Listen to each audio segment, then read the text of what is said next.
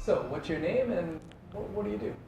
So my name is Janusz Bryzek. I'm the CEO of TSensors Summit, and TSensors Summit is an organization that is formed last year to help people to address the future, and the future that would be changing all of us by bringing abundance, which means eliminating global hunger, eliminating lack of global medical care, eliminating lack of clean water and clean energy and clean air, and also lack of energy. So all of this is called abundance. The concept was created by Peter Diamantis, pretty famous guy in the US that created multiple organizations. The movement requires a lot of sensors.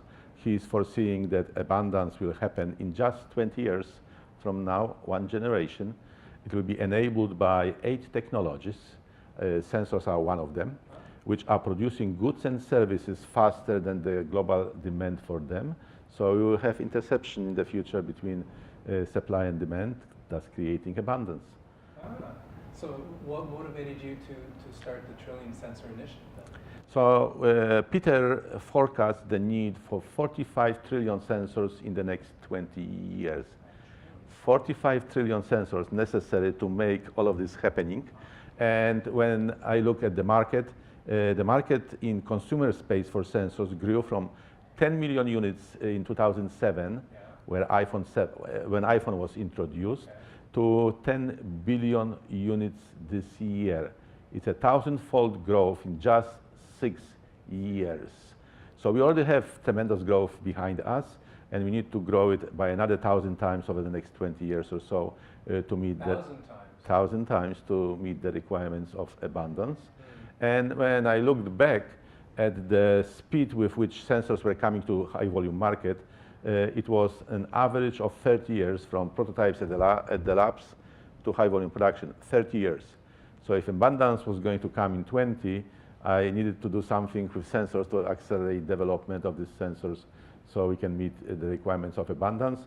And out of about 45 trillion sensors, my guess is that about 2/3 would be the sensors that do not exist today, thus would have to go through an entire development cycle. So having started 9 companies in the valley here, knowing the pain of developing sensors, I decided to help and created the effort that is global right now.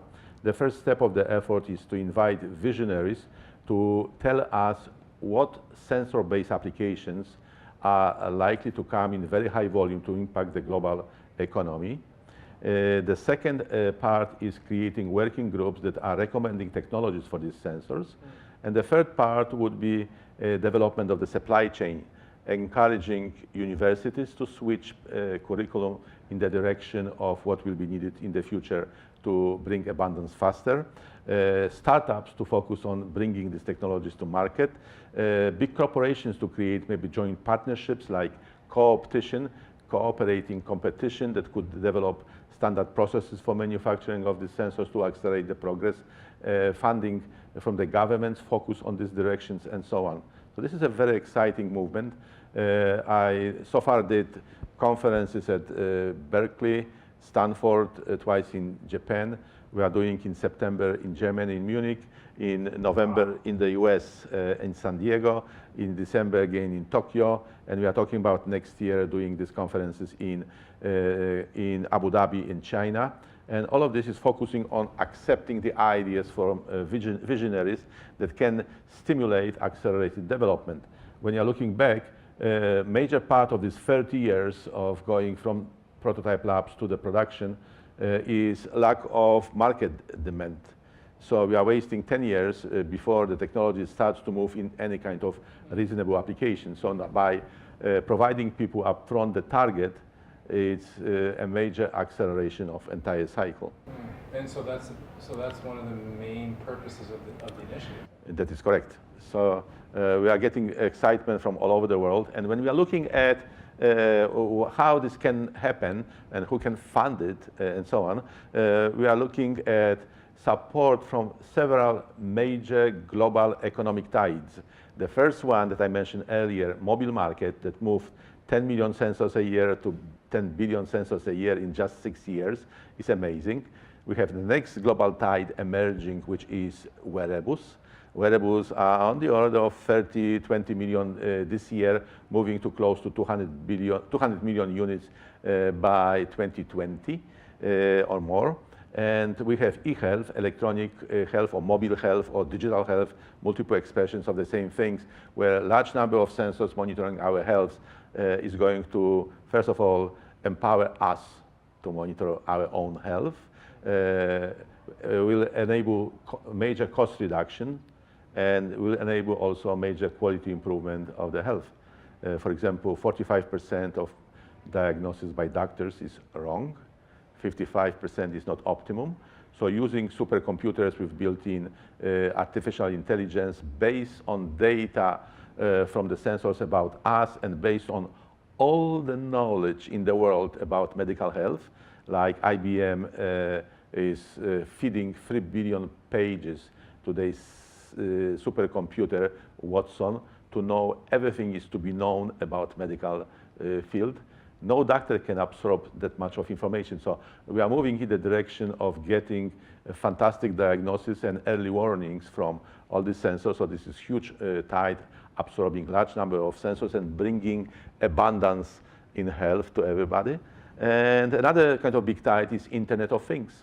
Internet of Things is riding on the sensors. And Cisco CEO is forecasting that this market will grow over the next 6 years by $19 trillion. Current US economy is $16.5 trillion. So over the next 6 years, the forecast from Cisco implies that we will grow global economy by 20% more than entire US economy. And GE is slightly behind. They forecast only about $16.5 trillion over the next 6 years. And there are a few other forecasts slightly smaller, but it's a huge global tide. And the estimate is that about 5% of this revenue will be created by sensors. So if the Internet of Things grows to about $19 trillion, sensors will be about $1 trillion, and sensors are the element which takes much more time to bring to the market. It's much more sophisticated technology, much more difficult to debug, and it doesn't have standard processes such as IC industry has right now. So I was going to ask you then, is part of your initiative going to be to standardize sensors so that this can accelerate also their development? So part of the vision is that if we discover the need for standardization, that we can put together the working groups that will focus on standardization. And one of the components of this movement could be co-opetition, cooperating competition, where maybe 5, 6, 7 companies put money together to develop a standard process for manufacturing maybe my health sensor, so everybody can get the devices on the same line. More or less what IC industry is doing the same. From CMOS process you can make a variety of different products, so you are not competing on the CMOS process itself, you are competing on the devices that can be fabricated in CMOS process by smart designers. Now, one thing that intrigued me, you said earlier, I think it was, that 2/3 of the sensors have not been invented yet, that will need to be invented for the abundance. Yes. So do you have any examples of some of these? Look at your body. So how many blood tests are being currently performed by doctors? About 200, right? So this 200 plus maybe even more, each requires maybe sensing elements. So if I want to have on my cell phone a blood analysis that gives me information from these 200 blood tests that could be done by lab, the sensors in principle exist because the lab is doing them, but not connected to my cell phone. Right. So each of these technologies, or all of them, can be brought to mobile devices through advanced development. Another example, you have already devices sensing your brain waves. The most trivial applications of brainwave sensing are some gadgets in Europe, in Japan. You can buy bunny ears driven by the band sensing your wavelength, brain waves, and extracting emotions. So if you're up and happy and full of energy, the bunny ears are up. If you are down, negative, tired, bunny ears are down. This is amazing technology, extracting from brain waves this type of information. And more is coming, so you will be able to get more information from sensors predicting maybe your feelings, predicting your health. So a lot of new developments are required. When you're looking at other health sensors, for example, EKG, you can do right now EKG through electrodes that are placed on your body.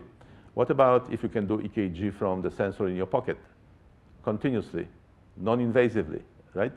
These are technologies that are coming to the market. What if you embed sensors in your shoes, which can monitor your walking and from your walking predicting some problems with your health, right? You can buy up to 15 sensors in the soles of the shoes, and you can buy shoes with the sensors embedded already. And as a matter of fact, shoes with embedded sensors created the highest level of excitement I've heard about the MEMS technology. MEMS is fabrication of the sensors using IC processing technology.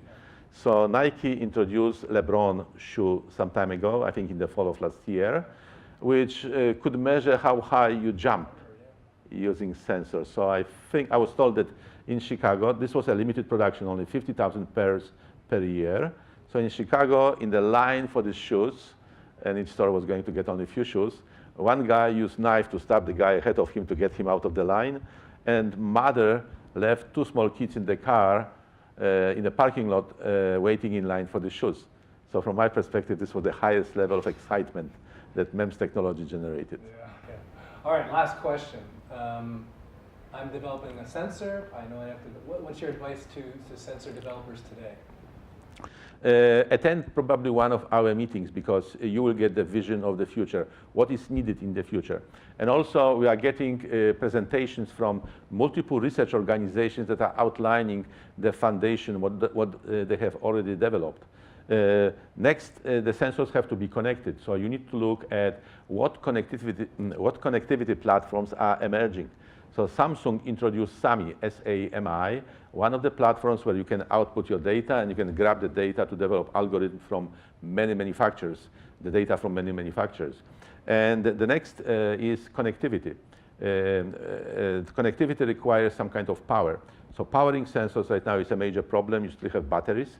You have some new forms of energy to recharge the batteries in the marketplace, like RF, like solar, but to enable the massive deployment, I think energy source has to be developed to the point that it's powering sensors for life, especially for those applications in the Internet of Everything that are in the farm, that are in the remote areas, that are in factories where you cannot change the battery.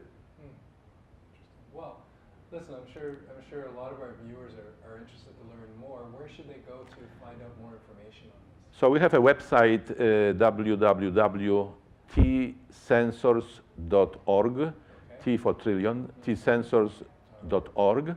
And we have information about the next 3 meetings. And also when you probe deeper, there's a lot of history and a lot of applications for sensors coming in volume to the marketplace, as well as information about the infrastructure. We split our working groups into 3 major categories. The first one is education. We are expecting that over the next 10 years, there will be a major shift in skills required to support the world. Peter Diamantis is forecasting that exponential technologies will displace 40% of large organizations. So 40% of Fortune 500 companies will go out of business within the next 10 years. Example, Kodak 2 years ago went bankrupt, while Instagram was acquired by Facebook for $1 billion. Both of them were in the photography business, right? Secondly, Peter is forecasting that 50% of the US workforce will be eliminated by robots. At the same time, when I'm looking at the forecast for Internet of Things, e-health, and so on, my calculations imply that we can generate close to 170 million new jobs over the next 10 years. So US employment currently is 144 million jobs. if you think that 80%, 70% can be eliminated and replaced by new jobs with excess, it's fantastic. However, different skill sets will be required. So in my group, Martha Russell from Stanford is running the working group looking at changing education system to prepare the people for the new job market. Then we have several sections related to development of technologies supporting medical, environmental, automotive, industrial, infrastructure applications. And then we have section related to infrastructure for sensors, so internet infrastructure, which is undergoing dramatic changes. We are seeing introduction below the cloud layer, introduction of the fog layer and swarm layer, two layers dedicated to support connectivity of sensors like swarm in your house and in your district, maybe fog in your city. So much closer, much less overhead, much lower latency. We are seeing emergence of low-power wireless communication, including new standards. We see energy scavenging coming to the market, and we see analytics, which is processing the data from sensors, which are expected to generate 1 brontobyte of data in the next 6 years, 10 to the 18th, 1 brontobyte. It's a lot of data to digest, process, and extract small information, which is relevant to all of us. Well, thank you very much. I really appreciate the interview. You're welcome. Thanks very much for having me here.